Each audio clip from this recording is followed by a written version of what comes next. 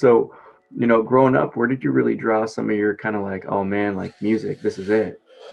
So most people, if they follow my journey, they know that I fell into music on accident, actually. So I was, yeah, it's Do crazy tell, do because, tell. yeah, because I was like 12 years old, and I remember, like back in that time, people used to like beat on trash cans, make beats with pencils and markers and all this Oh shit. yeah. And I remember I just seen these dudes rapping one day, and I was just like, "What the fuck is going on over there?" So I was like, so I walked over and I just see him rapping and shit. And I'm like, yeah, this is crazy. Like, of course I knew about hip hop before, but Mm. my parents were more into like the oldies soul music. So I listened to a lot of like 60s, 70s records like Marvin Gaye, Al Green, Teddy Pendergrass, all those cats coming up. And I love them Oh yeah. cuts to this day. And I really appreciate that I listen to that music now because it's honestly influenced in a lot of the music I make. Um, Mm. but yeah, I seen these guys rapping one day, and I was like, "Yo, like, what y'all doing?" They was like, "We rapping." And they was like, "Can you rap?" And I was like, "No." And they was like, "Have you ever tried?" And I was like, "No." So I tried, and then I never stopped, and it just really became one of those things. Like, I was going through such a mental struggle in my life and expressing how I felt because I was always taught like you got to be tough, you got to be hard, Mm. you got to be solid, like you don't show no emotion or you weak. And I really like lived with that for so long, and the only way I could express myself was through writing.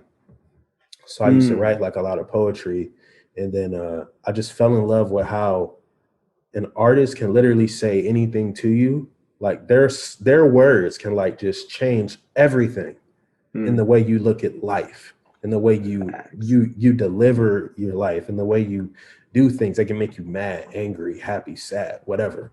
And I just said, man, I want to do that. I want to help people learn that, and as I grew, like, my music changed, over the years, but once Yeah, I yeah. figured out my brand, right, it's like I want people to remember me as the guy who they said can never do it, can never be this version of himself and give you everything that I've been through, on a record, um, with substance. And I want to tell you a little bit more about who I am, my softer side, the rougher side, a little bit of both, have fun side type of deal. It's just like, it's just me expressing my inner thoughts because I don't really talk about my emotions too much, but I leave it all in the music.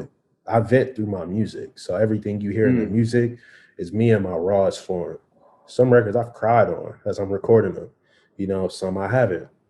Some I'll play for people, some I'll never play for people. So it just helps me feel better about myself. And I think that's just the beauty of being able to really tap in creatively is Mhm. you create that direct doorway to the heart. And whatever your medium is, people sometimes get that out in painting, sculpting, but when you can Right. write and you're vocalizing it, it just hits super hard. And I think that's one of the things that I really like. I mean, I listen to all your discography. Like I I listen to all of appreciate it. it. So the thing that we'll get into a few different tracks, but Yeah. the one thing that really stood out with the news is like Oh, man. you could just feel the pain of the past, but it's Hmm. one of those things where it was, you were conquering things, you were overcoming things, and that just whole album, like I was like, ooh, but Man. what's the story behind that? Because Yeah. that was clearly inspired by some events. I mean, the intro said it, like Yeah. the intro Yeah. said Yeah. this is Yeah. real life, this is actual events. What's so crazy about that whole entire project? Shout out to one of my best friends, Marshall. He was actually a guest on our podcast too, because he opened his own basketball training camp. Oh, But dope. anyways, so let's go through that. Let's go through that timeline of the news, how the creation came, the Of idea course. behind it. So in 2015, I was working on a mixtape called Bars. You can't find it anywhere online, people. I took it offline. You can't find it. A lot of my fans are like, they're super pissed at me for taking it down, who don't have it. They want me to put it back up. If you want it, email me. I will send it to anybody who wants it. But I just feel like it's just one of those things I want to keep offline, Mm. and just give it to people who really want it and really, want to appreciate that time of me as an artist.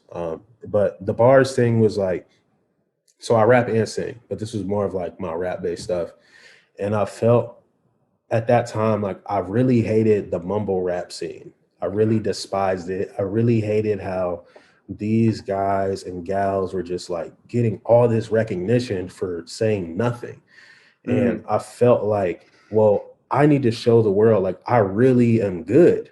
Like, and I want you to know that I'm angry, that I'm this good and you don't see it. yeah. So I worked on bars. It was a 14 track mixtape. I was just rapping all over industry beats or whatever. Mm, And I put it out, right, on like the Dat Piffs mixtape, stuff like that. And people were going, like the small fan base I had went crazy for it. Like people were going crazy for it. They're like, yo, this is so crazy, da da da da da. Right. And my homie Marshall, like I said, he knows me really well. And he hit me, he texted me and was like, bro, this is super fire, but I think you should give people more of your story and who you are as a person. And mm, at that time in my career, like this is around 2016, I was like, I wasn't really like feeling that. I was just like, let me just get my raps off. Let me just show you I can rap. But I realized like in my musical, development and through one of my business partners and best friend, Easy, was that it was cool to rap, but it's also good to let people know where you come from and who you are as a person. People want to connect with the artist on a different level. So mm, how can you do that? It's by sharing your story. So that's where the news came in. And in all honesty, the project was going to be called Resume at first, because I just wanted to give you a resume of like everything I could possibly do, right? Which is why it was called Resume. But then I thought and I said, well, I'm from Newport News, Virginia, right? And I'm like, well, I can name it this or I can name it this. And I was like, well, why don't I just name it in the newspaper back home is called the Daily Press. mm, And they will always come on the local TV station be like, in the news today, right, right, right. And then I was like, that's it, the news. I'm gonna call it the news because it entitles and yeah. encompasses, Newport News, Virginia, where I'm from, Yeah. right? Everything I've been through. And it took me 2.5 years to put that together, right? It was Mm, supposed to take me a year, but money situations came into play. I just felt like, the music wasn't finished. And there's songs on it called The News, Good News, and Bad News. And yeah. those three titles have so much significance because in Newport News, Virginia, people call it bad news all the time. Michael Vick is from the same area as me. Allen Iverson is from the same area as me.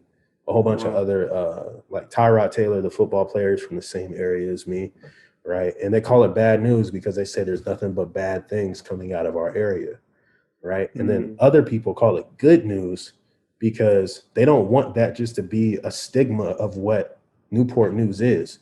So that's why I have good news, bad news in there. And then the news is just talking about the news within good and bad news, whatever you want to call it, yeah. right? So it's like a lot of conceptual things behind it. And like you said, like in the beginning, I'm just talking about like, and I really wanted to, and at first I had like a big, uh, like a hard time thinking about how I wanted to present the project. I was like, should I present it from like me being like a child to like me, you know, moving to Seattle area, or should I do it as like a reflection piece? And I decided a reflection piece was the best way to do it, Thanks. which is why like I came up with the cassette tape and I did like all the sound design, like all the sound effects. I put them all in there myself. Oh, dope, And dope. then I had like a couple engineers that I knew like clean it up, make it sound pretty. Um, so like, I was just sitting there one day because the first song I recorded was Garden State.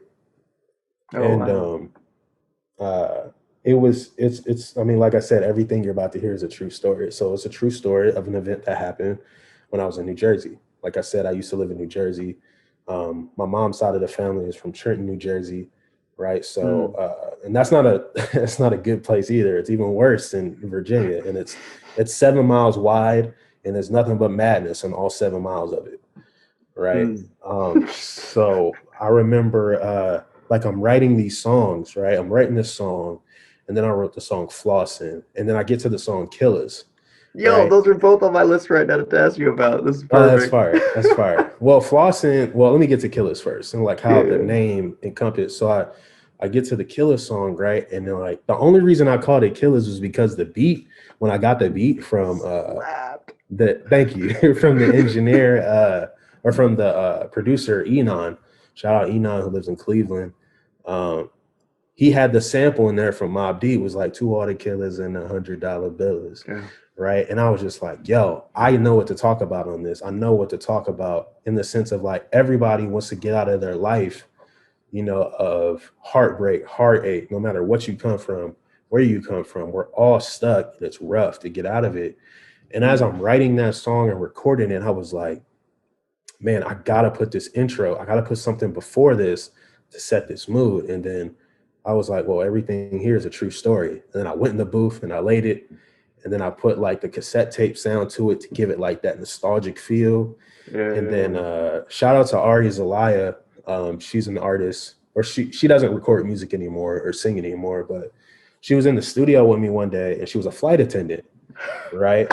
And she was like, I was like, yo, it would be dope if I had it, like if I set the scene as like me touching down in Virginia and then having this whole album be a reflection piece of Welcome to My World. So I was like, can you do that for me? And she was like, yeah. So she went in there in the booth and did it. And I was just like, what the fuck? It was like mind blowing. I was like, holy shit. So then I love it. then I got like the airplane sound, and then like I panned it from left ear to right ear and back. And then I got all like like I said, all the small things that like add the little flavor and sauce to it. Yeah. And that's how like it started. Oh man, I think like so you touched on Killers, like Flossin was another one that, you know, that one just it slaps. I think that's the one thing about all your music is that even though some of the subject matter was definitely like heavy, Right. it all is so like I don't want to say like catchy to make it like kind of cheesy, but it's like it Right. just sticks with you, like all the melodies. And that's what I always find that's really I mean, it's awesome when you find like artists and creators that not only like sing, write, but produce and kind of have Right. that vision to really make something more than just like a temporary song, but it makes something that stays in your head. And the another one that stuck out for me again, because it's my birthday, October 2nd, yo. Like Oh the back, man. like that's one that brought me back to like fuck like the had like almost like I would say like the emotions of like the first time I watched like Boys in the Hood, like Freaky! Yeah. Like that Yeah. that Oh, let me wow. feel like that. I was just like, oh damn. Like Man, it's crazy because so let me get to Flossin first. So Flossin was a record where and happy belated birthday too. I just put 2 and 2 together October oh 2nd. thanks, bro. Happy belated birthday. It's all But good. Flossin was a record where I was like, well, I've been around like a lot of dope boys my entire life. Like when I was in high school, they were all over the place. And I'm like, damn, like, you know, this is what I seen. And I was like, how can I make this modern, but still have subject matter, right? And tell you, like, you know, being flossy isn't everything it seems. And realistically, it's the least important because you have the fakest people around you when you have everything. But when you have nothing, who's still there? So that was like, so that was the whole like idea behind that. So when I heard the beat, Enon, so shout out to Enon, he produced the news album, like every beat is his. So dope. You know, we put them all together and it sounds super good. And funny fact, I used to hate flossing, but it's grew on me. It's grew on me because I just felt like I could have delivered it better. But if you really listen closely, like you said, it has like that modern, like catchy feel, right? But if you listen to like the lyrics, like I'm telling you in every verse, how like, Heavy as fuck. yeah, I mean, it's just telling you like, yo, like this shit doesn't matter, you know? Like flossing that shit daily on all I see is nigga pay me, make that paper do 180, 360, make it double. Is it all about the flash? Is it all about the cash? When you flaunting, they the truth, everybody want a piece. Yeah, slice or the pie, man, you really can't deny. Got that bread, birds gonna fly, eat it all if you supply. You know, so it's like that's really just more or less like what I was trying to get to you is just like this shit don't matter. And we were gonna shoot a video for it.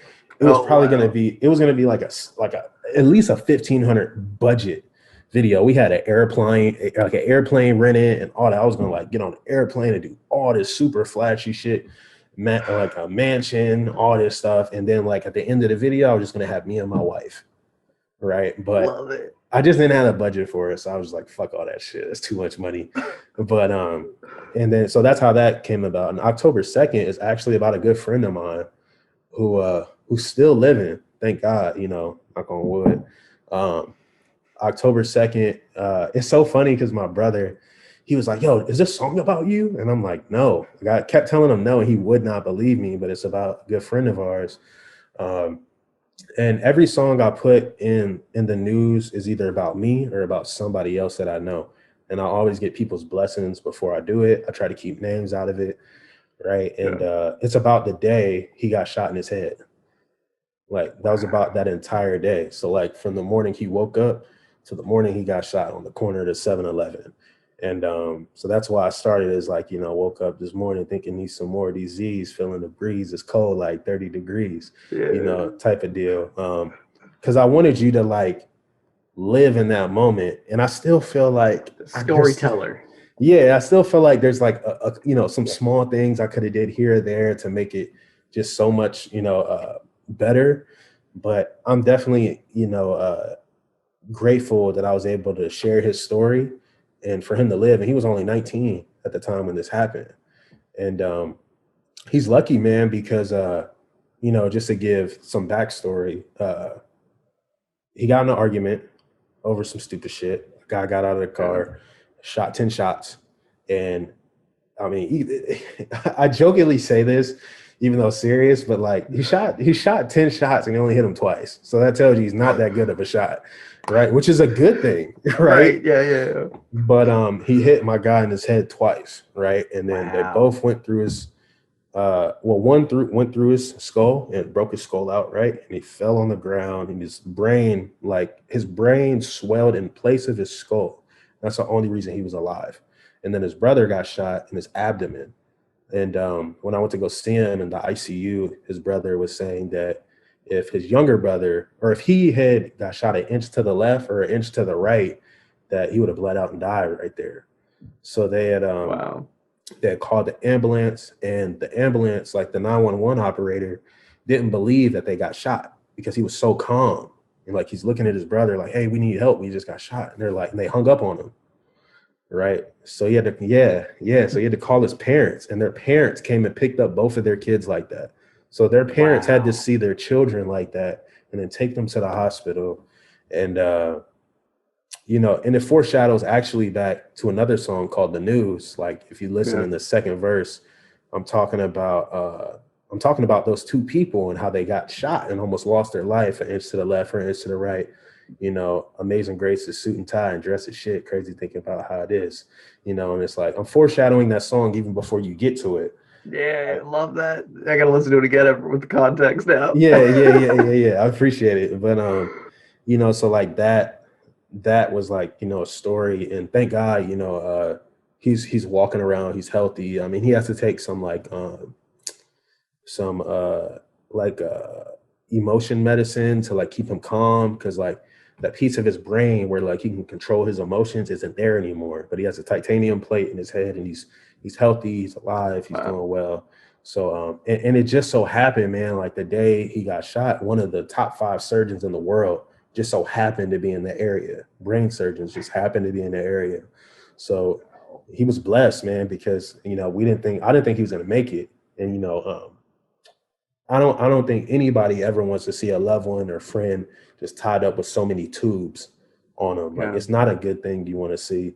I've seen it twice, and you know, it was hard to see, but I'm just glad he's good and they're good now and he's living life. Man, and that's just so crazy to me because anytime I heard the line like when you're staring down the barrel, like, or have you stared down a barrel before? It's like it's something that brings you back to a place because I've had that similar situation. I'm grateful that they didn't shoot. You know what I mean? Like that, Yeah, just because someone's inebriated, someone's on a different tip, and they're just flashing their piece. It's people yeah, start shit over the craziest reasons, and it's always one of those things where it's like, man, just always grateful. yeah. And I mean that story right there, and you're talking about winter. off the Red Winter project, the most Oh recent yeah, project. That I'll get song into right that. there, that song right there is crazy because I open it up super heavy, and I feel like that's my most like I'm opening like the pages of the book more and more, you know, and I'm Yeah, letting you read like the words. Where before I'm just like, here's the book, and like with the news, I felt like it's like, here's the book. I'm telling you what's yeah. inside of this book, but you can't open it. And then with Red Winter, it's like, well, here's the middle of it, Hmm. right? Read a couple pages, but you can only read to this page, right?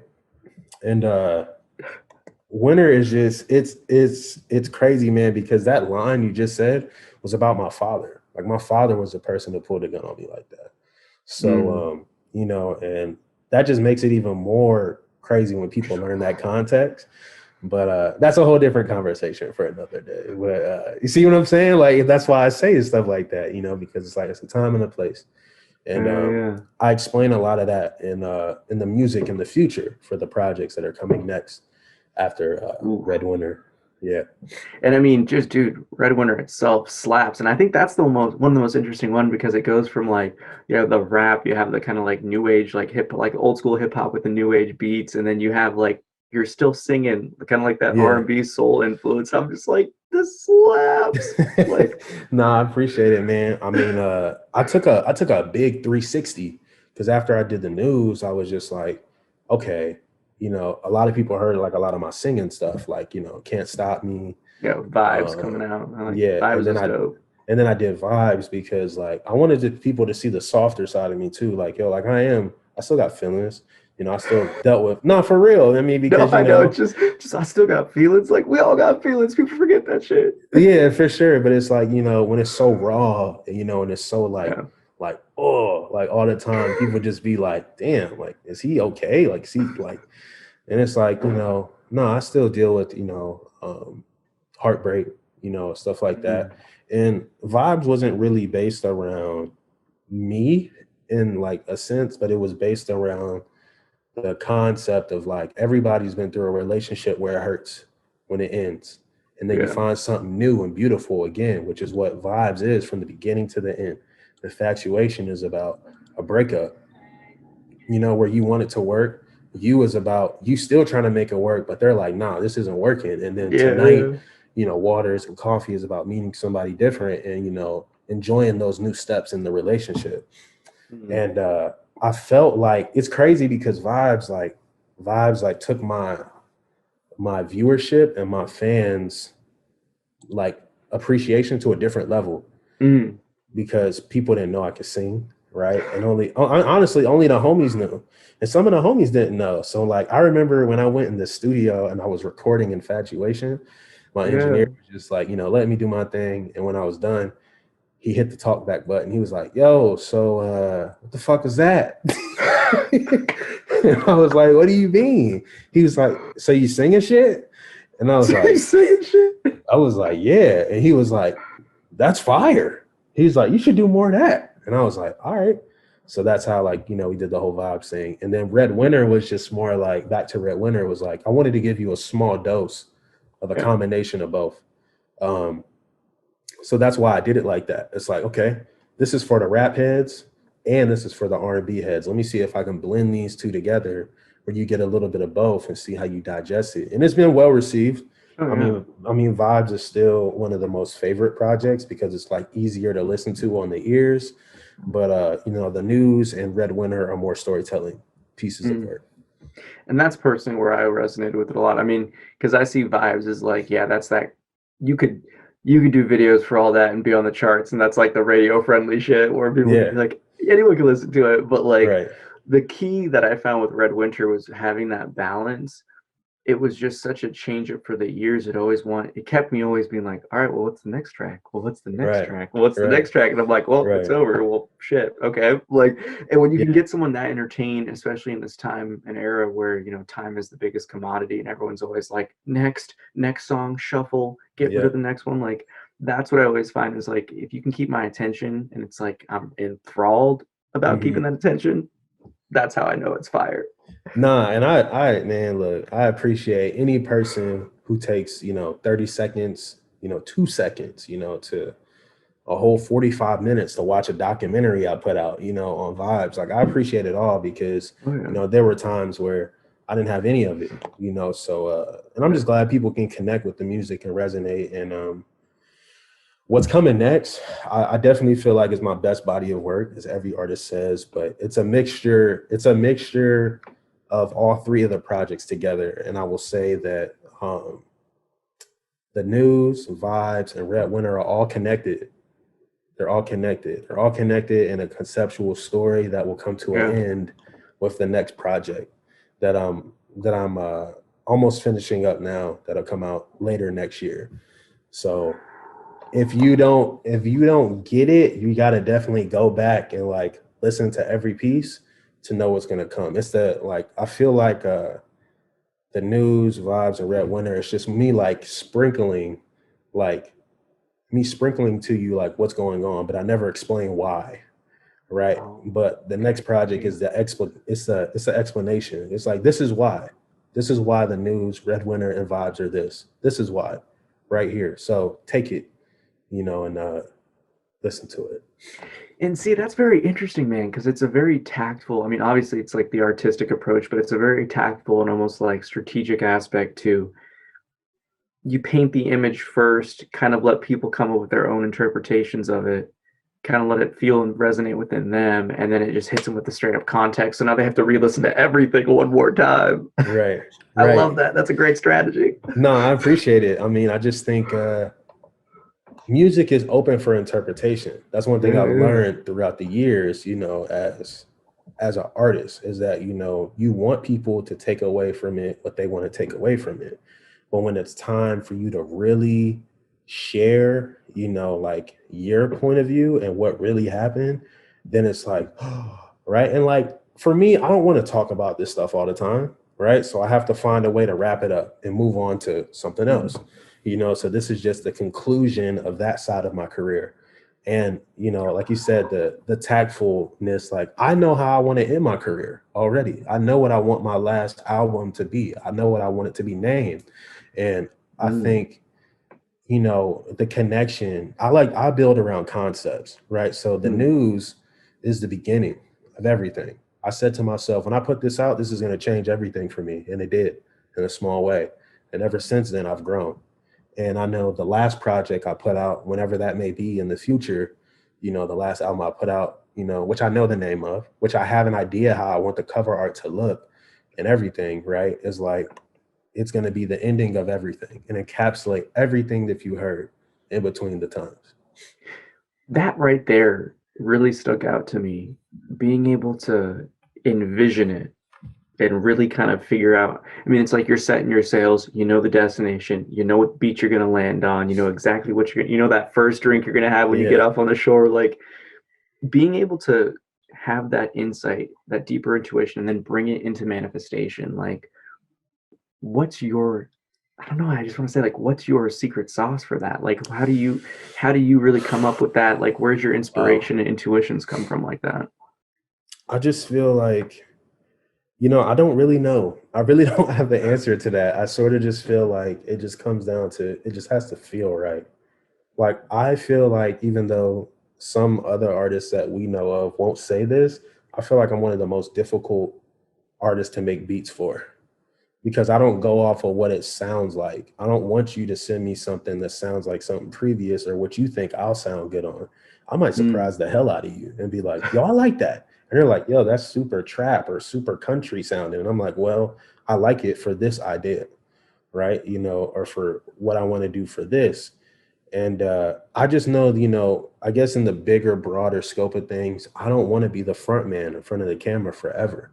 I'm gonna forever be mm, in the music industry, but my goal is to really, you know, build myself up to the point where I can help other people who truly love doing music build their catalog and be in front of the camera or help change their lives or help them express how they feel about their music to the world, you know. So I want to be a record label owner. You know, I want to own my own studio. As I tell people in the simplest form, I want to be a Dr. Dre mixed with a P. Diddy. I want to be able to do whatever I want when I want. I want to wake up and be like, you know what? I want to go to Bermuda today. And I hop on the plane and go to Bermuda or wherever, you know, and I want to be like, you know what? yeah. I want to drop my last album in a year. and then I'll go make it and drop it. So like, in order for me to do this, I have to learn how to be an artist, a manager, a owner, you know how all these intricacies work. And I can do all of that in front of the camera, but I don't want to, and I feel like that's what I want my legacy to be. And I want people to appreciate my music on a different level as well.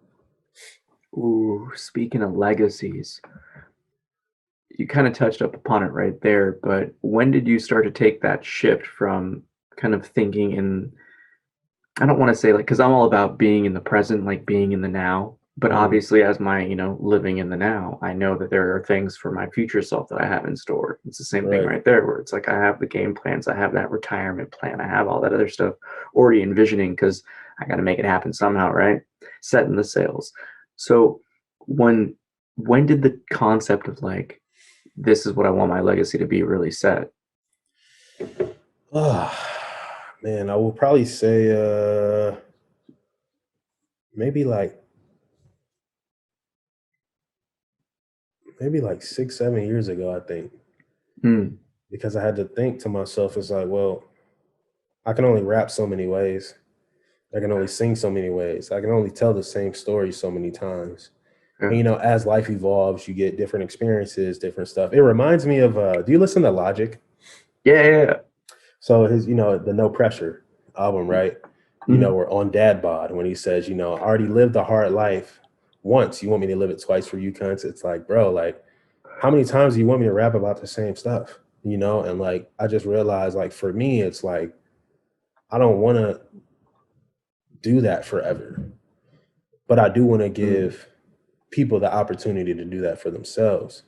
And mm, in order for me to do that, I need to take a step back. And I have to understand that it's okay to take a step back. And it's okay to be an mm. artist who's heavily respected for the art and heavily respected for the business, right? Which Yeah. is what I learned too, is like what I really learned about the music industry is like the art is just one part of it, but people really respect the business and the person behind the art, which is Mm. why I think that's so important for me to give to the world on a different level.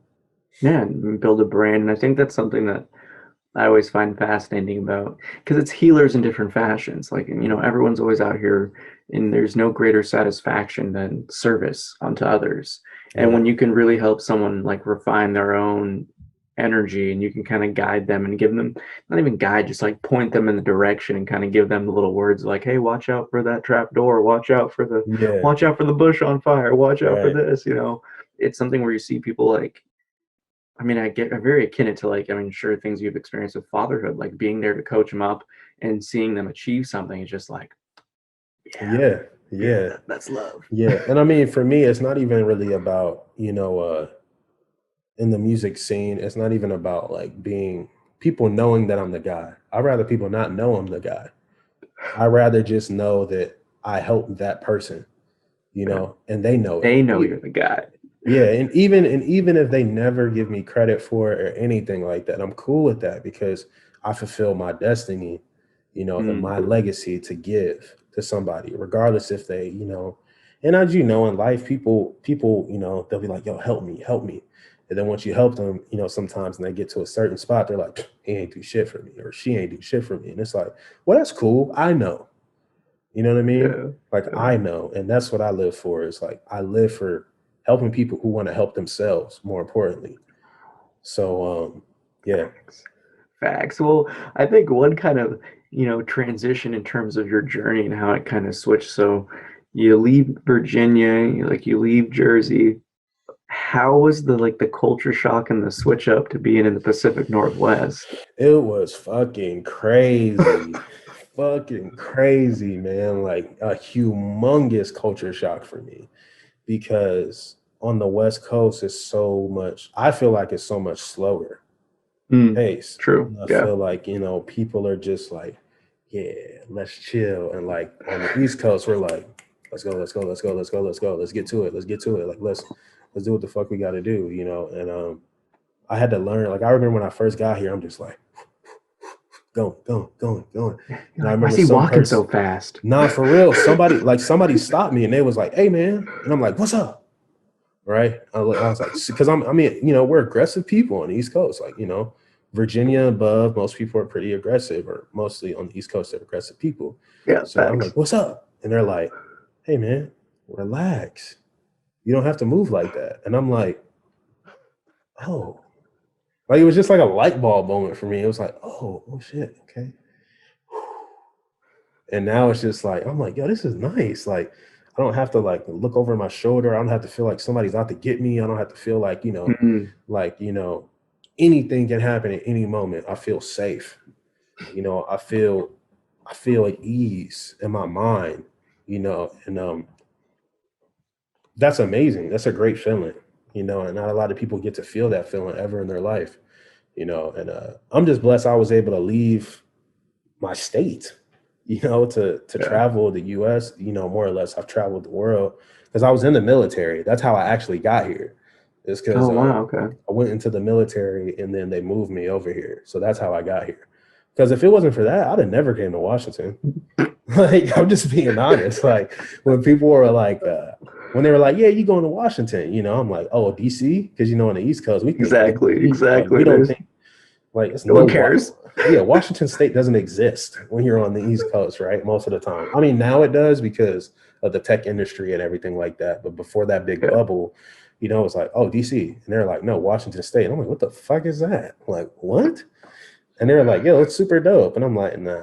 And then I got here and I was like, yo, this is crazy. Like, it's super nice. People are nice. One Yeah. thing I think that's super crazy about this area is that there's something for everybody, no matter where you turn.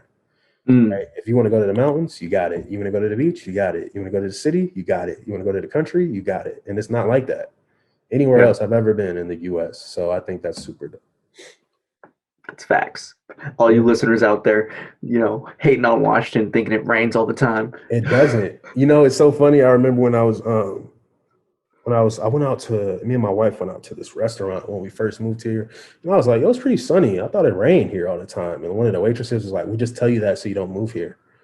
And I was like, oh, I get it. But the secret's out now. The Right? secret's out. They all up in here now.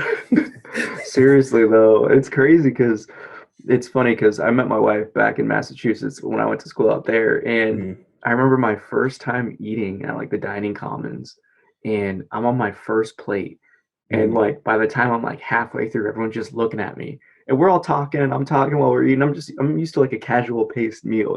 Right. And I'm finished my bite, and I look up, and everyone's staring at me like, "Yo, you done?" Like, because I look around at everyone's plate and it's clean. Like, some Yep. people had two plates already. I didn't even realize, and they're like, "Yo, they're like, you eat mad slow." And I was just Yep. like, I didn't realize that. So I like scarf shit down. I was like, how do you guys eat so fast? And then obviously Yeah. like walking around campus, getting past. It's just like, but when I came back, it was that same weird transition where it's like, it literally is a different level of intensity, and like how you phrased it, aggressiveness. Mhm. Like mass holes is a thing back there, but you get the, Right. it's like it's straight up facts though. It's just like Mhm. walking around smiling will get your ass kicked out there sometimes. Like out here, it's like, Yeah. howdy neighbor, how's it going? Bro, Like, let me tell you. So I had ACL surgery a couple years ago because I tore my ACL.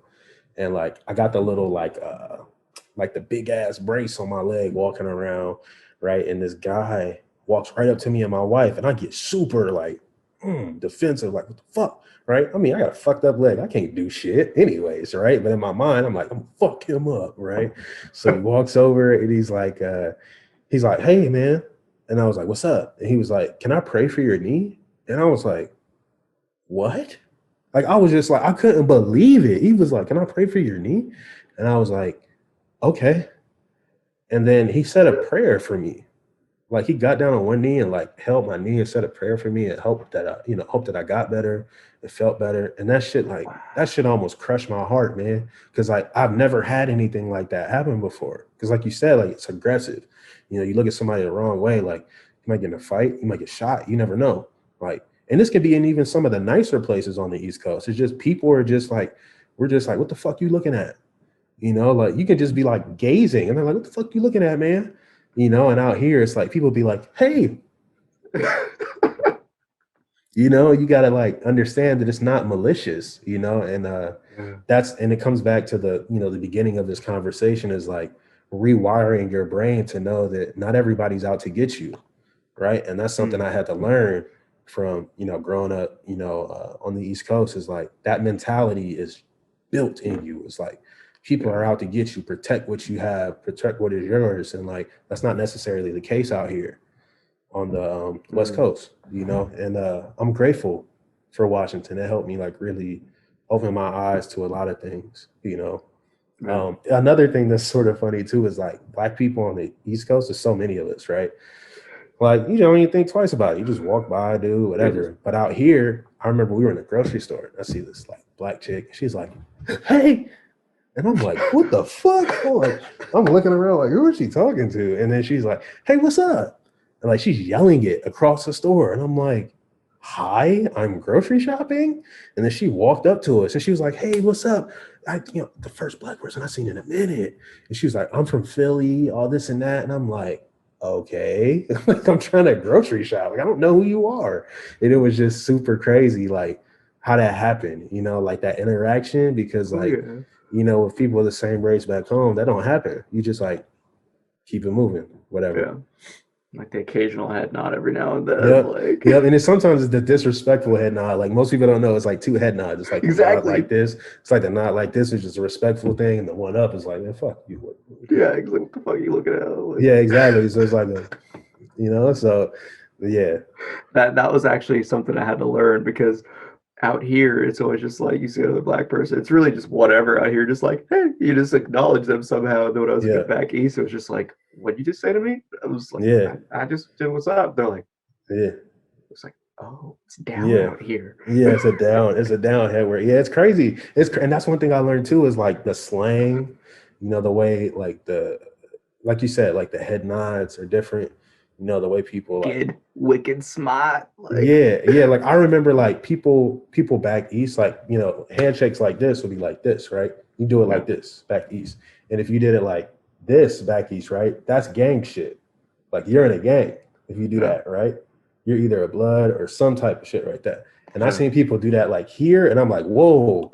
yeah. Like I had to learn like Just it was real casual too. yeah, I just had to learn like I was like, oh, that's just like what they do.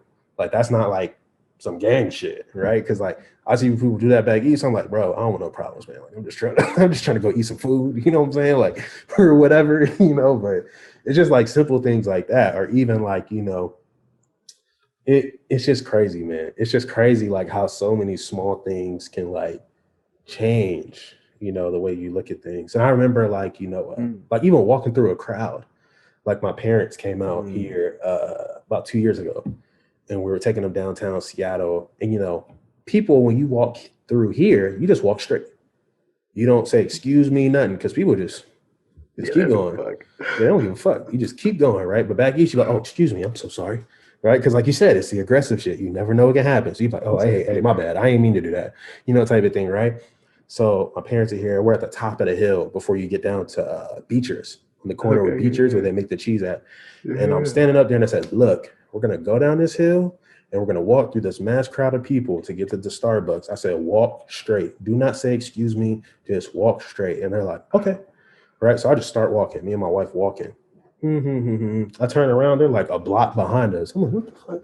And I see them like, excuse me, I'm so sorry. And then they get up to us. I was like, what did I just tell you? And they're like, I see now. And I was like, okay, you get it. Just, you know? Beeline. Yeah, exactly. Well, that's the one thing that's kind of interesting about here is like people are so like passive aggressive, where it's just like they may not say anything, but they're like, "Oh, okay, okay, it's fine." Mm-hmm. Kind of use that to your advantage out here, as at least I learned, because it's like Yeah. kill them with kindness is a thing you can do out here so Mm-hmm. easy. Back east and get you slapped across the mouth, like Yeah. It's crazy, man, because I remember like in the clubs back home, right? So you got Norfolk and Virginia Beach, right?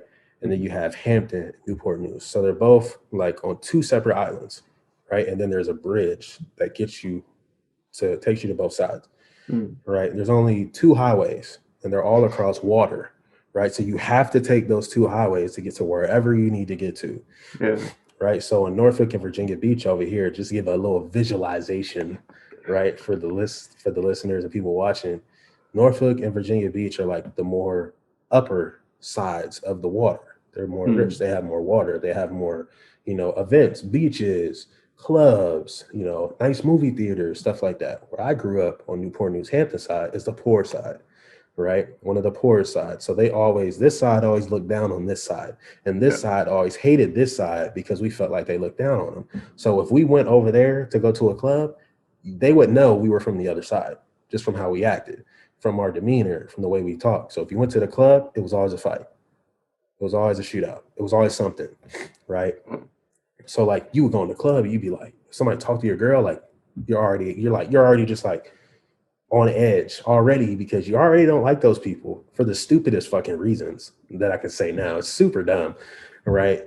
But at the time, it was like, nah, man, y'all think y'all better than us. And they're like, well, you think you're better than us type of thing. And I Yeah. realized like when I got here, I carried that same demeanor when I went to the club one day and with my Mm. wife. And this dude was just like talking crazy to my wife. And I remember I just walked up to him and like he was talking super crazy away, right? Like you said, passive aggressive. And then when I got to him, he was just like, hey man, I didn't mean nothing. And I'm just like, what the fuck? Like I was ready to get clicked. I was like ready to get kicked out of the club. Like I'm thinking I'm gonna fight somebody, like I'm ready to go to jail, all this type of shit.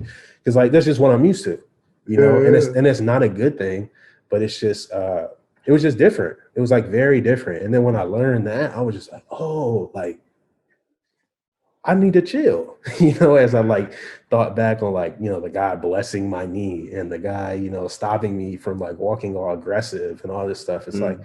just enjoy life, man. Like life is good, so I'm grateful to Washington.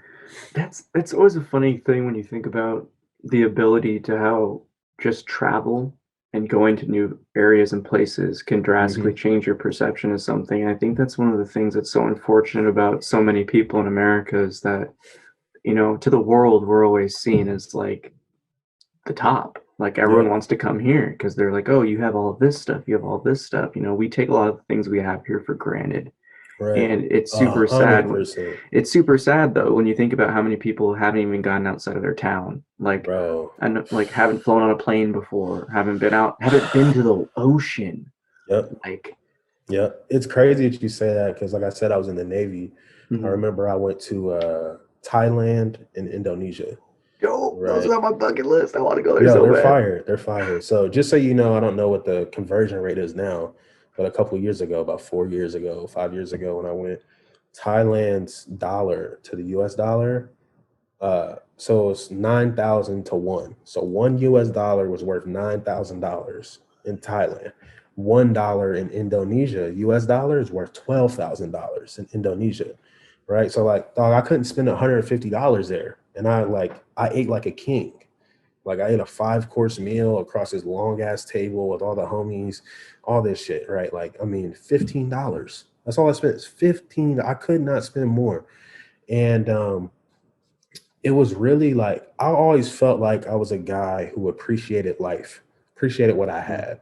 But when you go there and you see how they live, I remember this shit broke my heart, man. I was when you're in the Navy, they escort you everywhere, right? Mm. Because they don't want the locals to like do anything. They might be afraid they do anything, whatever, whatever, whatever. It's Yeah. just so we're on a bus and I remember looking at these locals on a scooter that's meant for one person. There was a mom, a dad, a son, a sister, and a baby. 5 people on one scooter, and the baby was sitting on the handlebars. And they're doing 60 miles an hour through these mountains. And I'm just like, holy shit.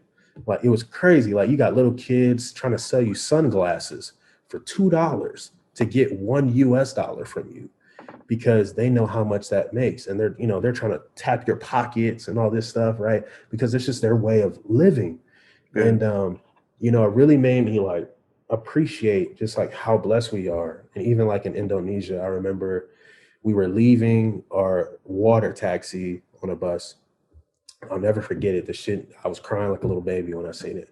There's like, so you know how like in those music videos or like videos of like other countries where it just looks like complete the worst shit you've ever seen in your life.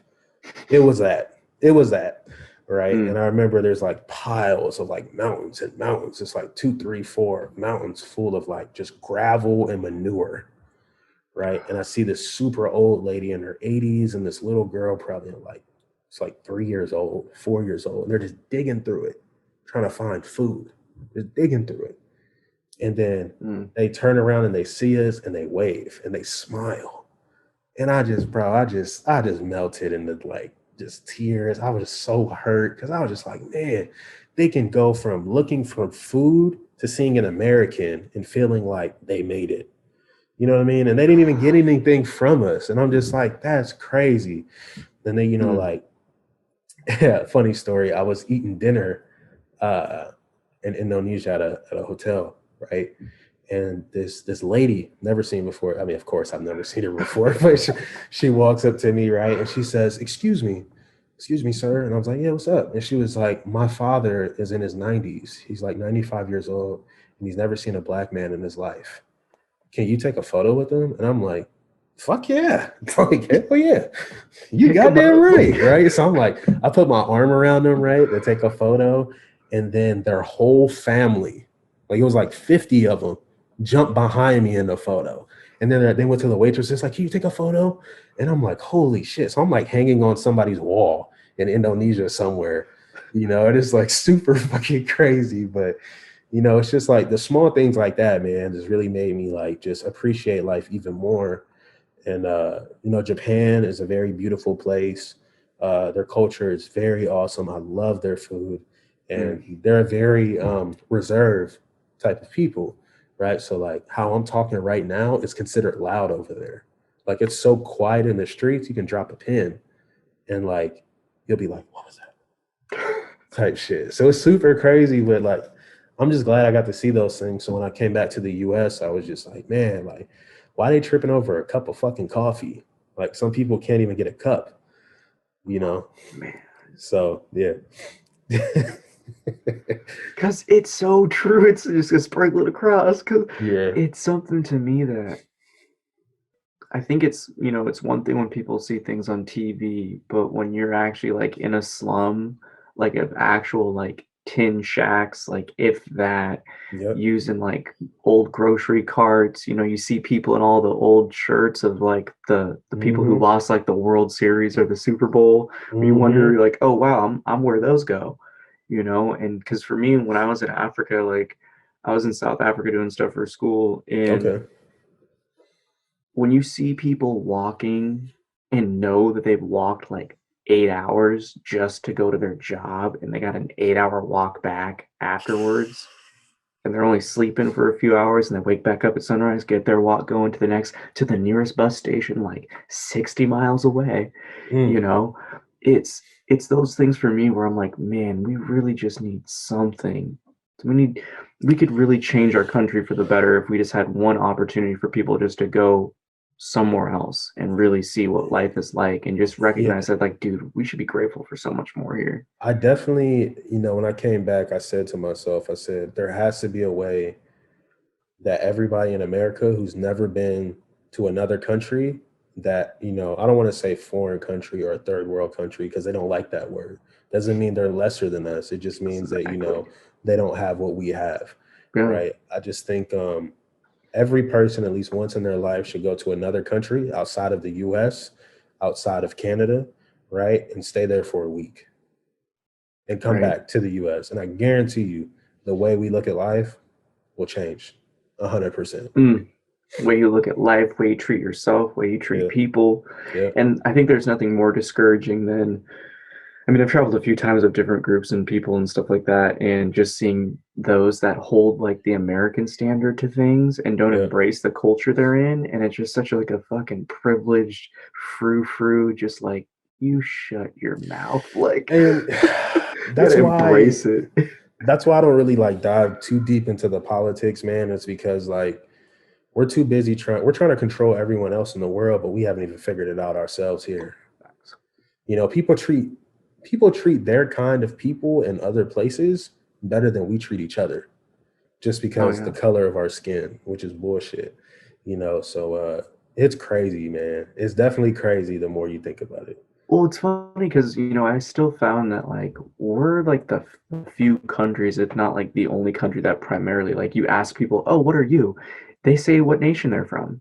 I'm like, oh, Spanish, Mhm. Portuguese, like this, that. I'm like, No, but like, what are you? Like that question never even came up. Yeah. It's only here when people look at you and be like, what are you? And I always like when I came back, that's one of the things I would say, be like, well, I'm an Earthling first off. You can call me an American though. Yeah. And it just always trips people. They're like, no, but what are you? And I'm like, be Right. specific and say what you really want to say. Like, Yeah. Just say it. That's where it's being brash again. Just fucking say it.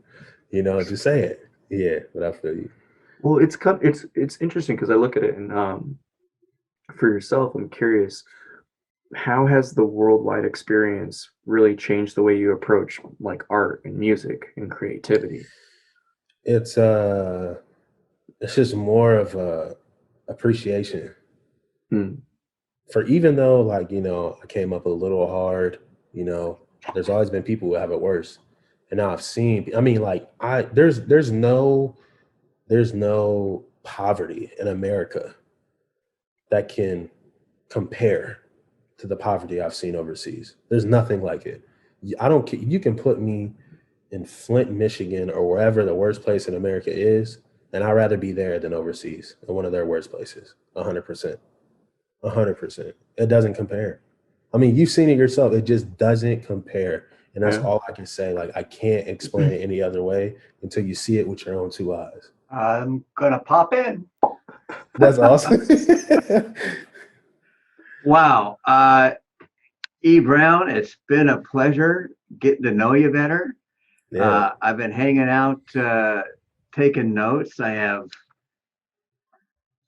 gone through your YouTube channel as well, and I see your Okay. playlists, and I see how your journey is out.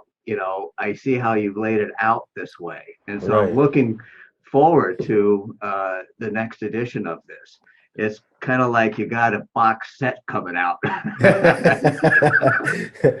No, I appreciate that, man. I mean, it definitely I have to pay homage to, to all the great artists, people that came before me that really helped me understand that there's nothing wrong with telling your story and laying it out in a way where people can really just like absorb it, so Yeah, I'm like grateful. listening to it on a cassette and knowing, like you said, there's an experience that's, when you go into this digital media wave that we are now, where you buy a song at a time and only the song that you want, you don't get the full story. You get bits Yeah. and pieces. And Yeah. so for you to lay it out in that way, well, if you're going to get pieces, then you might as well get it in the way that tells the story. So you still go Right. on the journey. So I like the way you've distributed it that way. Yeah, and one thing I did want to, what you saying that, it brings me back to what you're talking about, either to talking about earlier, Peter, about the news and how you felt like it was such a, such like a big body of work, and it's like so like story driven. I knew when I put that together that the world that we live in now wouldn't appreciate it for what it is Hmm. until I reached a certain stage in my career. And I'm okay with that because I know whatever I do, I want to make sure it has like that timeless feel. Right. So like, I don't care what year it is. When you go listen to it, you'll be like, you know what? When did he make this? Like, you're going to ask yourself that first. You're gonna be like, when was this made? Because I can't put my hand on it. Right. And that's what I want at all Facts. times, is because some of the greatest music we've ever heard transcends years. Like, I mean, Yeah. Marvin Gaye's been gone for what, almost what, 30 years, right? And I can Yeah. still play a Marvin Gaye song today and be like, damn, was this made yesterday? You know what I mean? And like, but it was made 30 something years ago or whatever, whenever it was, So Yeah. that's what I want to accomplish Hmm. with my music at all times. It transcends time. It does have that timelessness. I get that. Like it's relevant anytime you listen to it. The story remains the same. The experience might be different compared to the times you're listening into, but you've got Right. like the soundtrack of your life. Right. No, I appreciate that, man. I'm definitely gonna hold that dear to my heart. Well, I it's appreciate something that. that you do naturally, Oh though. yeah. You are a storyteller. It's like you've Yeah. deconstructed your life into chapters. And you know that, like you're intentionally doing this, like you're preparing us for what's to come next, and I like that. So It's thank you. crazy. It's crazy I if you love say that because what's coming next, right? Which is coming next year. Like I've been listening to it. Like every time I record a new song, I throw it into like my Logic session and I listen to all of it. Like I listen to every single song and I'll just be like, nope, this isn't it. And I'll like move it around. Or I like, well, I need to add this, or I need to add this, right? It's because like you're saying, like, I want you to be able to just say, press play and just be like, wow, So like, Yeah. I always take that approach with everything I do in my music is just like, how can I recreate that feeling again? And it gets harder every time, which I love the challenge because it's like, okay, let me see if I can outdo myself again. And I definitely feel like I've done that. So I'm excited to share it when it comes.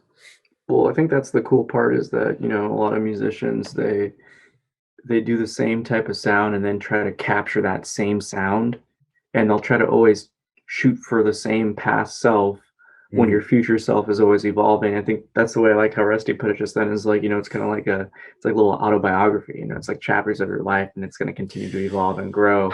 And it's the Man, coolest thing is like, it's poetry. Cause again, like you're like, I'm gonna have to re-listen and now I have more context. So now the visuals right, and imagery comes through way differently. And that's the stuff where it's like, that's why I always like people and always, the head nod of mutual respect when it's like when you right, have good writing, because right, people are gonna be able to actually be able to interpret it differently as they age and they right, develop and their right. perspective changes. Then they're like, oh, You the know, entire time. it's so funny because a lot of people say like, I don't have like a speechless moment, but a good friend of mine was saying the other day to me when I was playing him a song off the next project, he was like, man, like he's like, I feel like you're not even rapping or singing. You're just talking to me every time I listen to your music. And I was like, what the fuck? I was like, what? And he was like, it's just like you're like having a conversation with me on record. And I was like, I couldn't believe it. I'd never thought about it like that. But then when I started listening to it, I was like, yeah, it sort of does sound like I'm just talking to you. Like Dope I'm ass having a audiobook. like I'm having a conversation with you and you don't even know I'm having a conversation with you about something that happened. So yeah, it's crazy. Just that storytelling, you're just listening. Just like, Yeah. Yeah. No, but thank you guys for having me, man. This was super awesome too. oh yeah, man. It's been wild to explore. Until next episode, have a happy always. Hey. Roll the outro. That concludes this episode of Creatives Chat. Thank you for watching. Join us every Thursday at 3:33 p.m. Pacific Daily Time as creative minds get together and chat about who knows what. View more episodes on our YouTube channel. Don't forget to like and subscribe. Thanks again to our sponsors for making this show possible.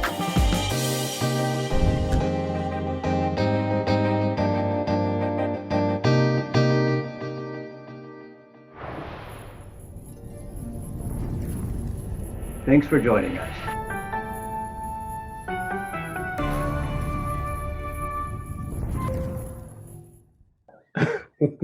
Oh man, I love it. Oh, that was dope. Yeah.